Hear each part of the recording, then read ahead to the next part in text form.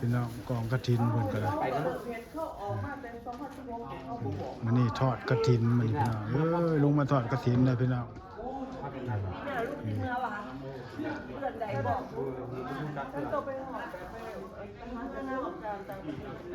กฐินใครก็ลงมาเอาบุญกระเตาะกฐินเลยพี่น้องนี่คนนี้ก็ลงมาเอาบุญคือกันนี่บุญกฐินคนกำลังลงมาพี่น้องมันสับ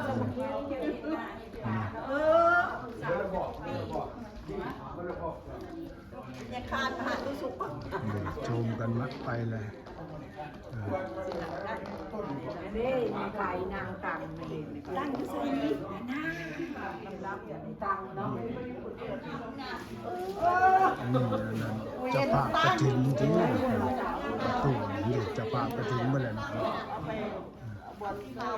สายมันจริง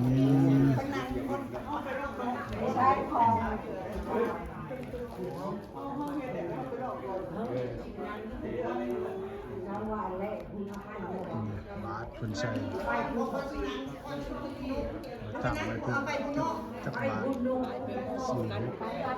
9 บาทเนี่ย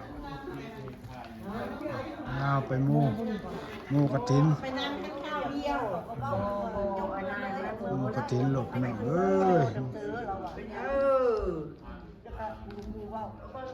กูกระเกะ10 ปีพ่อของกระถินเพิ่นก็งามนะครับพี่น้องเอ้ยมีแล้วที่ลูกจ้าต้องต่อบอกเลยต่ออะไรอย่างนี้จะบ้านจะต้องเปิดกับบ้านเปิดจะเป็นว่าเปิดแต่เดี๋ยวนี้เป็นมาอันนั้นมูกระถินมึงบ้านนั้นแจกกับกว้างแค่ได้พี่น้องเอ้ยมันจุคนได้มันเป็นหลายพันวันนี้ประมาณคุณแล้วนี่กองบุญตัวนี้พี่น้องกองมันเป็นกองบุญได้อยู่ไงพี่น้องเอ้ย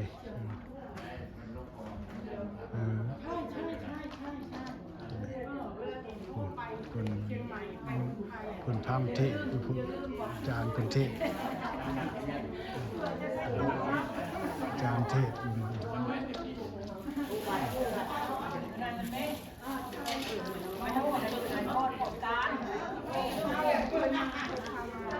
นี่คนกำลังมาบุญกฐินกันแล้ว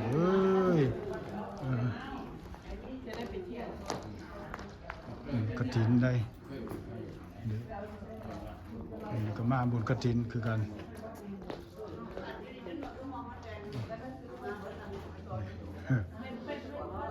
เขาไปมูผู้ใดอยากมูเมืองสอบกระทายอยู่เนาะเดี๋ยวเบิ่งกุ๊กไม้ดอกไม้เพิ่นกุ๊กไม้เพิ่นนี่ก็หลายเลยพี่น้องเอ้ยจักสัปปีเลยหักยมหักยาก็มีแถวนี่เพิ่นเอาเข้ามาขนาดเพิ่นอยู่ผู้เดียวได้นี่พี่น้องอันนั้นเพิ่นปลูกนี่ก็บ่แม่นของก้อยของปลูกเพิ่นเบิดแหละนี่พี่น้องเอ้ยมีทุกอย่างเลยจำปอกจำปาก็มีพี่น้องเเพิ่นปลูกกกทุกอย่างเลยเพิ่นมีเลยพี่น้องหัวสิงไข่กกกฐินกกอันนี้คือมันกกสมปล่อยมีกกสมปล่อยเพิ่นก็มีคือกันพี่น้องปลูกเบิดได้เดี๋ยวก้มหมูหุงก็มีงามขนาดหมูหุงก็ได้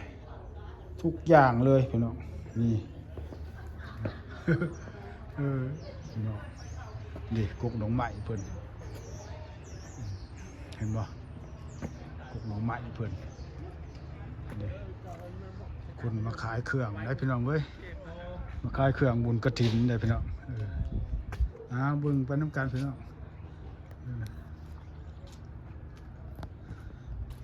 นี่อันนี้มันอันนั้นชิริวัตรผู้นี้สบายดีอากาศดีเนาะอากาศดีได้บุญกฐินนี่อากาศพอแล้วงามพี่น้องเบิ่งตะเวนเห็นบ่อากาศมื้อนี้ ม่นอันนั้นเฮือนบอนวัดพุทธเศร้าพี่น้องอันนี้ครับแม่นอันนั้นซิมอันนี้แม่นฮอแจกครับพี่น้องเห็นบ่ พี่น้องเอ้ยมึงเดินวัดก็กว้างขนาดเลย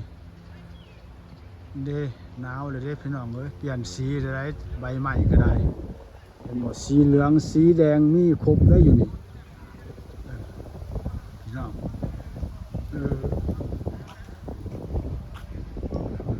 เด้คนมาขายเครื่องนะขายเครื่องบุญกระถิ่นเนี่ยเนาะคนกำลังตั้งโต๊ะขายเครื่องพี่น้องเอ้ยเห็นดิกำลังลงมากับนี่ฮะพี่น้องลงมาบุญกระต่อกระถิ่นพี่น้องเอ้ยขายน้ำอ้อยนี่หลายแนวอยู่บังคลามก็มีพี่น้องนะกำลังลงมา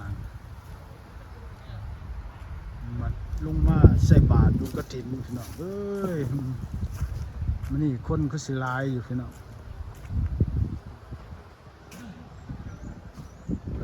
เปลี่ยนแล้วอากาศเปลี่ยนแล้วพี่น้องเอ้ยเย็นแล้วมินิโซตาเปลี่ยนแล้วพี่น้องอากาศ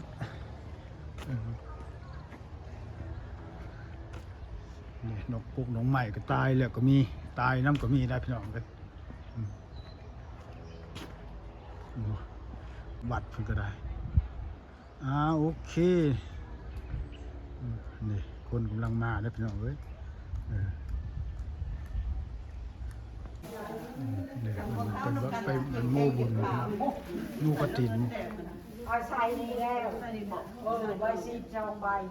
ก็ว่าท่านจะบอกว่าอันนี้มันเป็นตัวเป็นเล็กอย่างนี้ มูกระถิน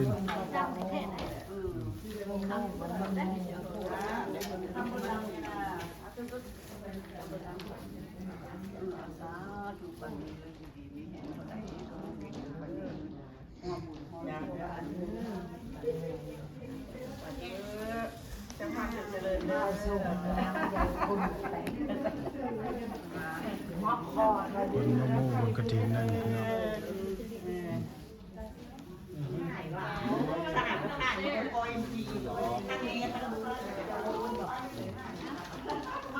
บนเสียงซี่ด้วยเลยครับเสียงซี่เสียงโซ่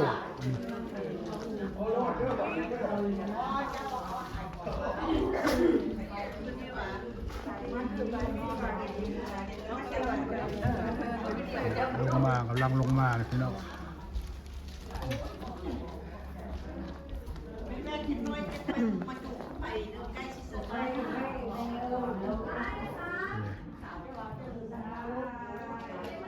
คนนี้มักกำกับกองบุญด้วยพี่น้องกองบุญ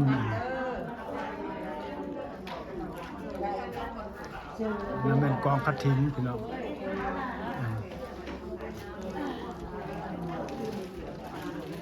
อาจารย์นะครับกำลังตกแต่งยังมีคนนี่กรรมการวัดก็ได้บุไปยังเข่ากล้องบาทเพิ่งกับ9 บาทได้พี่น้องนี่เขาก็ลงมาไปใกล้เท่าไหร่คนนั้นก็ลงมาได้อยู่แล้วพี่น้องเลยเจ้าพวกนั้นลุมกันนั่งคนนี้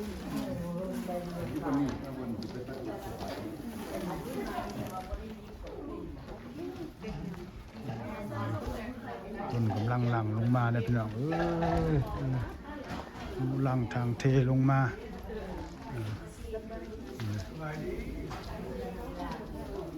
มันเครื่องคล้องคนกันเต็มเลยพี่น้องเลยคนเอาลงมาทานก็ได้แต่เพิ่นบ่ได้เสียดายดอกพี่น้องใครอยากได้ก็ขอเพิ่นบอก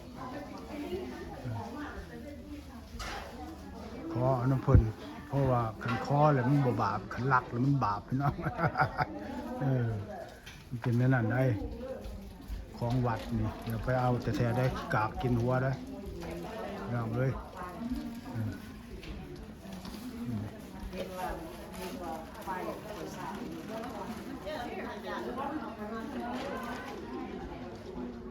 ของวัดของว่าอย่าเอามันบาป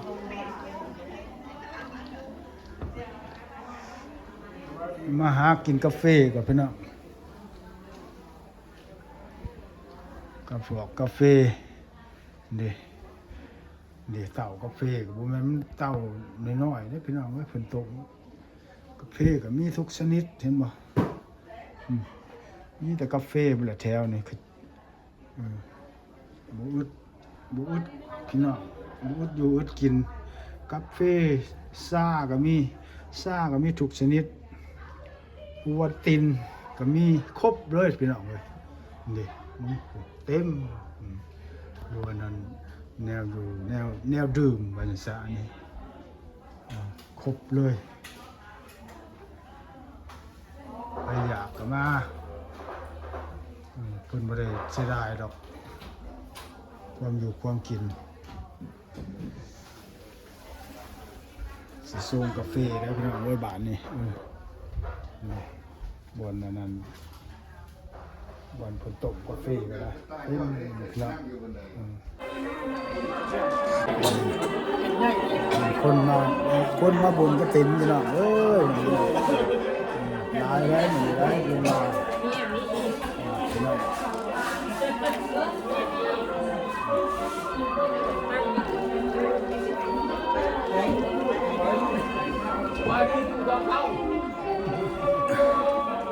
ถ่ายกล้องไปนั่งกินกาแฟไปนั่งพี่น้อง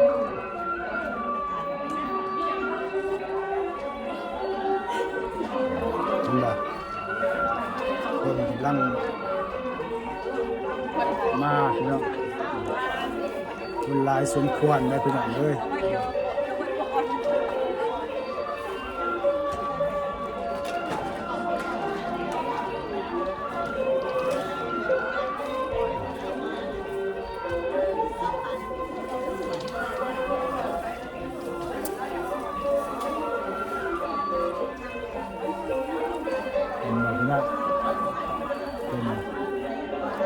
ยังโม่บุญกระถิ่น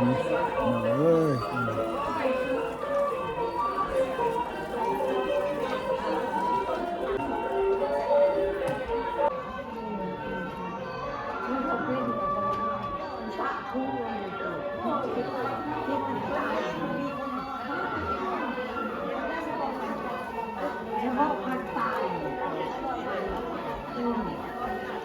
วันนี้เต็ง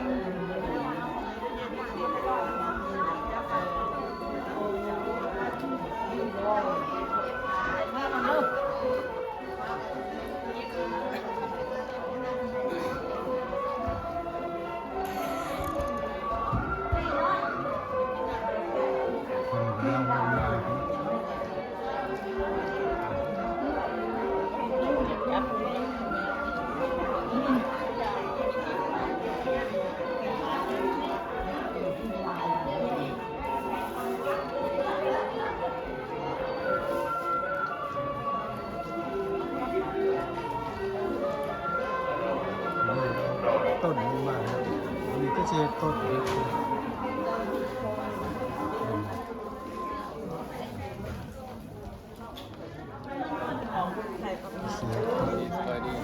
สบายดี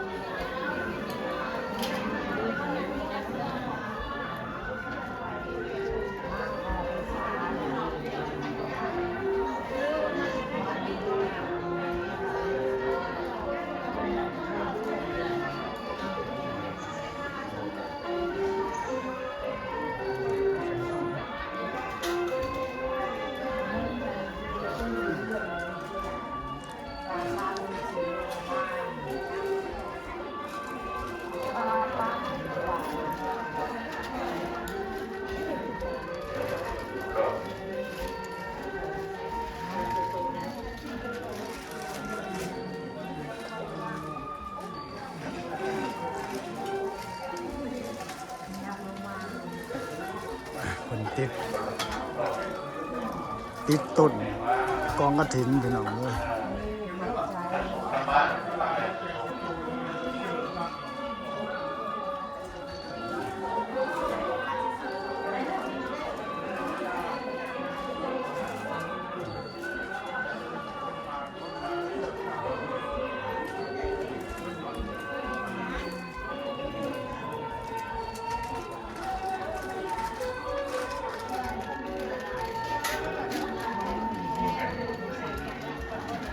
ติดต้นกองกระถิน ยังได้อยู่ที่แม่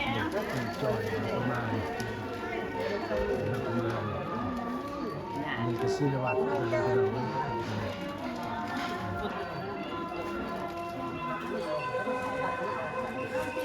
กองกระถิ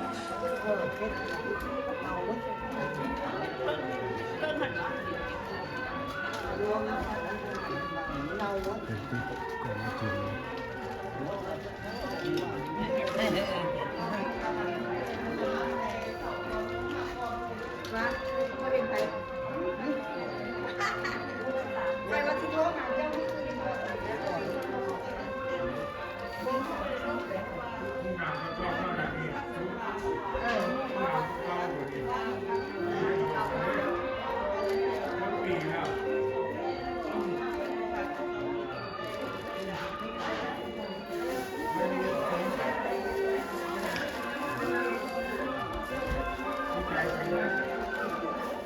ติดต้นงูต้นอะไรคนนี้ใช่ไหม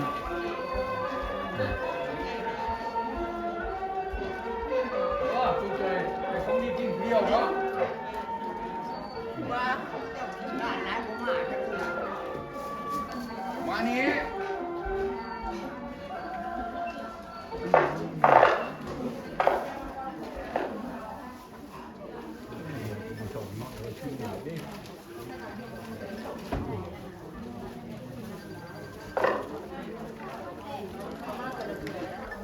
โรคไม่ได้เป็นแต่ถึงเขาวัดเพราะว่าในส่วนแรกมีผ่านอยู่4 โลกบัดให้ระเบิดมาหัว3 โลกบัดเอาได้มีแต่เจ้าเอ็นลูกนะแต่ไม่ได้อันวัดโอเลสเล่เขาจะมาห่วง หลายองค์มีหลายฉันเนาะ อาจจะมาจากรูปแล้ววันโอเลสเล่เพิ่งฟังมันก็จะมากก่อนมันก็จะมา3 วันนี้ผมมือกล้องเหมือนกันได้เป็นน้องเลย 3กับวันนี้เป็น7 ลูก มาบนกระถิ่นเป็นงามมากนะบนกระถิ่นเป็นแบบเป็นเตินเด้อเป็นอย่างเลย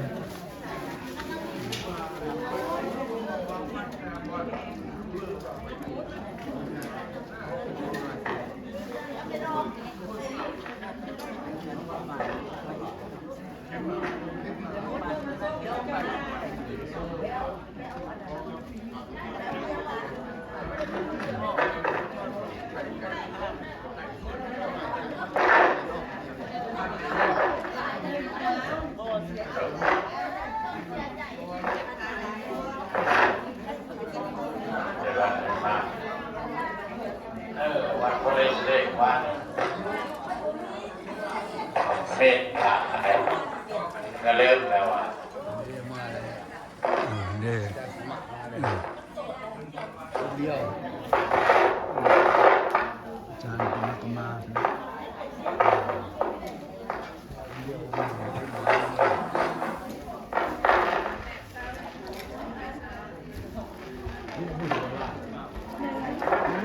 แม่นว้าดูว่ามันนิดหน่อยมันเป็นชาวเลยไว้เดิน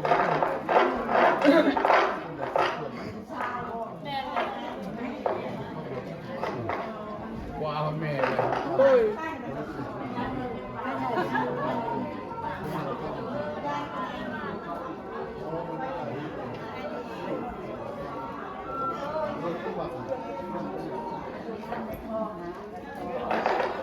แรกนี่ซื้อได้ไหมแบบเบิ้ง ใส่บาตรบุญกฐินเด้อพี่น้องเด้อ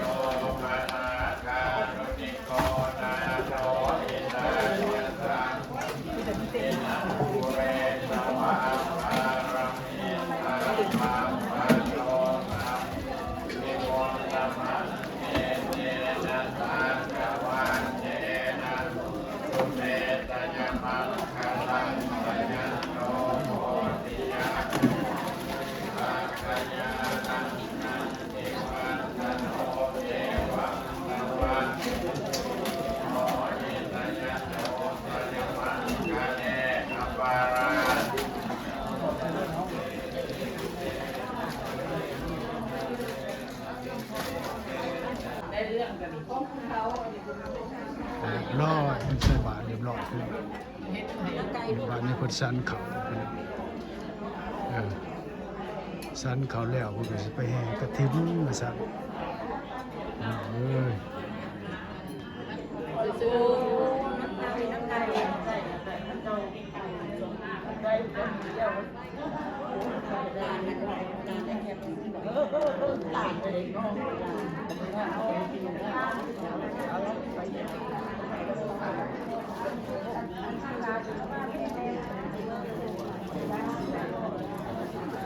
กฐินนี่แหละเพิ่นสิไปแห่อยู่รอบพี่น้องกองนี่แหละถ้าเพิ่นสันเขาแล้วก็แห่กฐินพี่น้องเอ้ย คนจะได้ยินจะคิดออกไปเนี่ย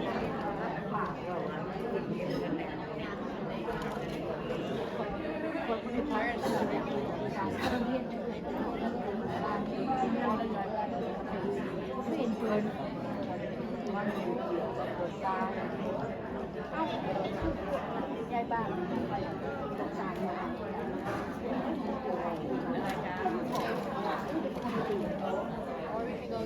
กฐินกระร้อนพี่น้องเอ้ย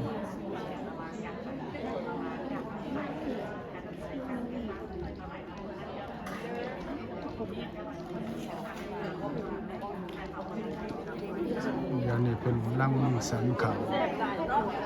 เงียบสงัดดีพี่น้องเอ้ย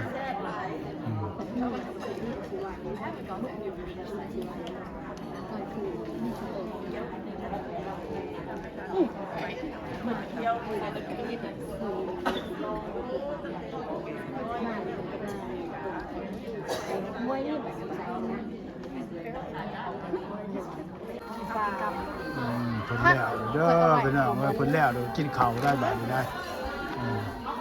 กินข้าวกินน้ำแล้วบาดนี้พี่น้องเอ้ยเพิ่นแล้วเลยนี่เกิดยังสิแห่กฐินบ่บาดนี้พี่น้องกฐินก็ร้อนได้พี่น้องเอ้ยบาดนี้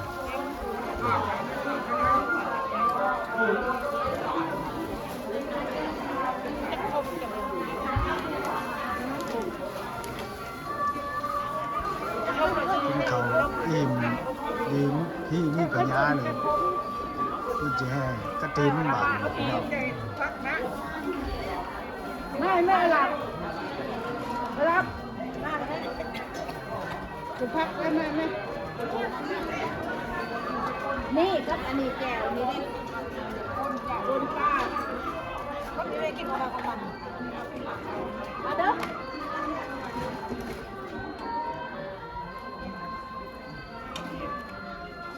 ก็ผมเอากินแล้วมันมืดเลยได้ข้าวมืดเล เพิ่ ย นเตรียมอันสิแห่กฐินได้พี่น้องเอ้ย ก็เอามาติ้งกันตั้งฮะเสียเอายังใส่ชื่อว่าดังไว้สังคัดคุยว่าดัง เตรียมแห่กฐินได้พี่น้อง ยังไม่ทำในบ้านคนไหนเนาะคนมีเดวิดเนี่ย เตรียมแห่กฐินได้พี่น้อง อันนี้เอาพันก่อนพันเลยนะ ไปแล้วแห่แล้วบาดนี้พี่น้องเอ้ย ระยะมาสิเมื่อ เนี่ยผ่านใจก็เอาในวันไหนกันตาคิดว่าเตรียมแล้วพี่น้องเอ้ยเตรียมแห่กฐินแล้วเด้อ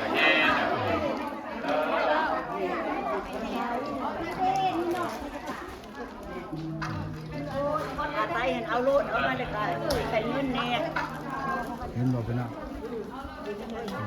แบ่งกันถือคนละเล็กคนละน้อยพี่น้องเอ้ย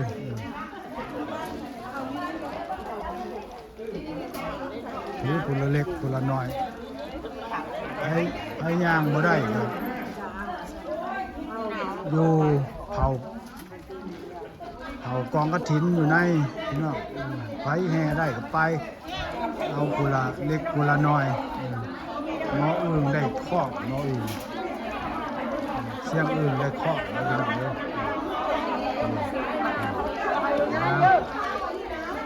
มาไปมาเยอะเลยคนมีวันละเล่นไม่ยอมเกียรติคนไหนเลย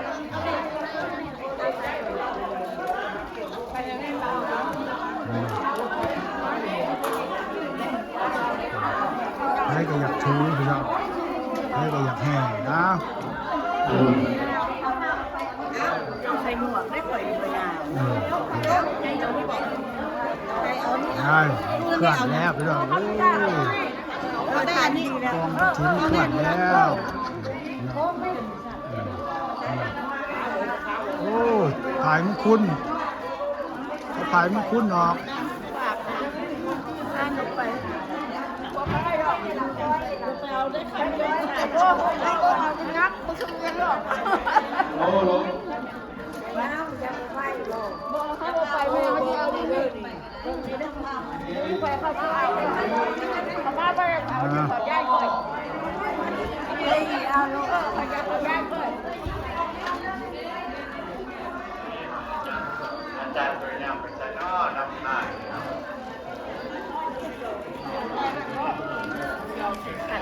เตรียมแห่แล้วพี่น้องเลย ไปไหน ไปแล้วเคลื่อนแล้วกฐินเคลื่อนแล้วออกไปแล้ว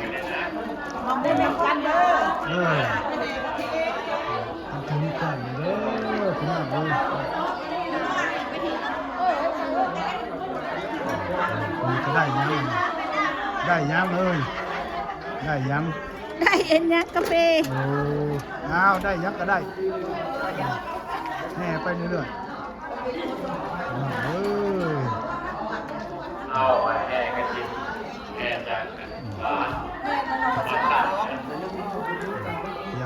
ได้บาทแล้วพี่น้องเลยนี่ออกไปแล้วออกจากอันนั้นหอแจกไปแล้วยัง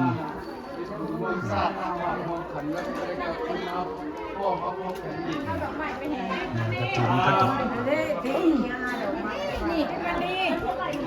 มันสอบหาอยู่อ่ะนี่เอาเลยเอาเลยบอกถ้าจะได้ไม่ยาก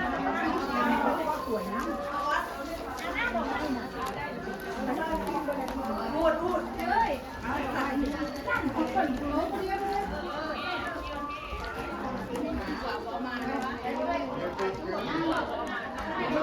นั่นไงเจ้าคนมีเรียกได้หนึ่งเส้นเลยเส้นแน่เส้นเลยเอาใส่ไปได้ครูเด็กใส่ดิใช่ใส่เนื้อเยาแล้วมาแล้วเขาจะอันนี้แต่บริยาก สินำพาแห่กระถิ่นได้พี่น้องเลย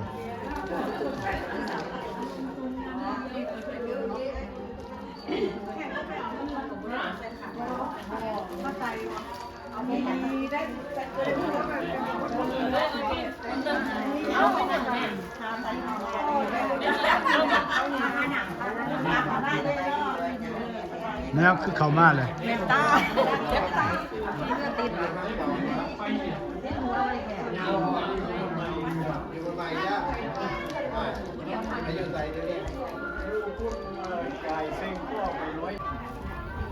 เตรียมแห่กระถินเด้อพี่น้องเว้ยอยู่นอกก็โอ้ยอากาศมัน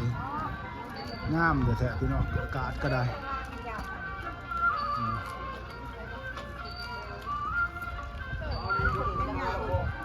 อากาศสดใสโอ้ยอากาศก็ดีพี่น้อง ผมก็ได้เห็นไล่ดีๆสนุก นะ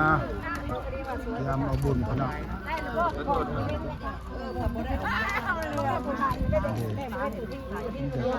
เตรียมแห่กระถินได้เด้อพี่น้องด้วยเด้อแม่นเบิดเลย ให้รถใส่เจ๊ตื่น อ้าวให้เขาได้กับเขาเด้อพี่น้องพี่น้องยำแล้วพี่น้องเลย ได้ยินดีๆแก้วย ำแห่กระถินเด้อต้นบนแนวรถก็งามขนาดมาแห่กระถินเนาะยำแห่กระถิน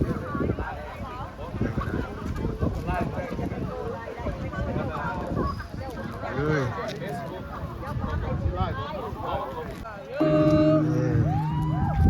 แม่กระถิ่นเลยพี่น้อง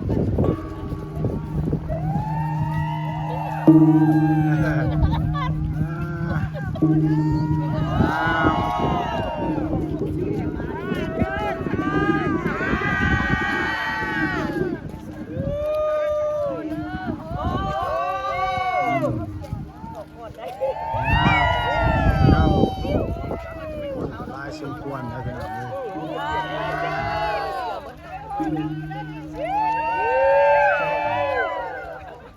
สามหอบเป็นแห่พี่น้องแดดกับน้ำอากาศก็หายใจเฉยๆอากาศก็ได้ใจต้นกระมวลพี่น้อง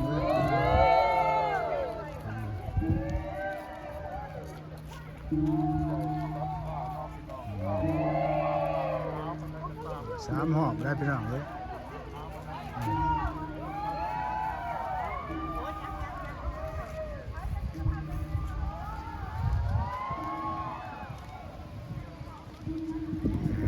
วิดแล้วพี่น้อง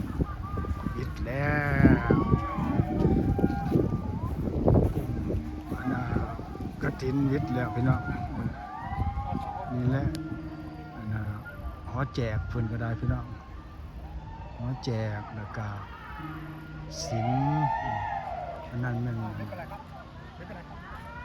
เพื่อนอยู่คนนอน กุฏิบอกคนเนาะก็ได้บ่พี่น้องเอ้ย เออมึงไปน้ำกันพี่น้องร้านอากาศมันนี่ก็โอ้ยสดใสพี่น้องใบไม้ก็เปลี่ยนสีเลยได้พี่น้องเอ้ย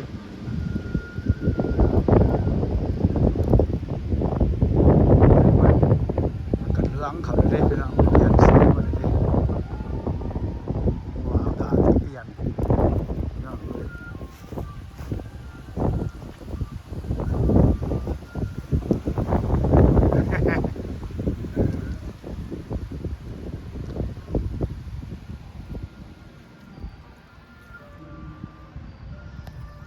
โอเคสุกดีสุกดี อันเขาก็ปูปักเล็บปักเล็บ เลิกบุญกฐินได้เป็นหน่อย โอ้ยกับไปเห็ดหน้ามันจนเบิดกินแน่เอาไปเห็ดหน้าเขาอัน เลิกกฐินแล้ว เบิดเลยกินแล้วก็ใส่กระตุกแล้วก็กิน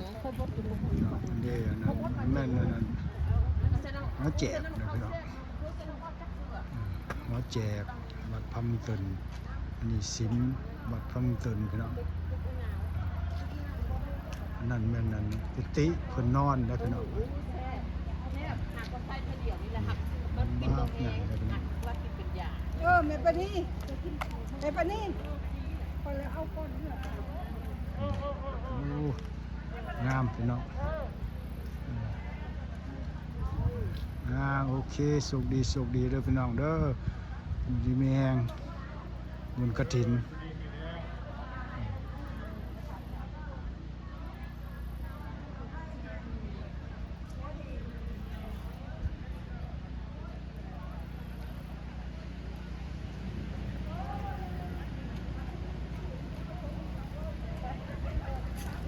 โอเคบาย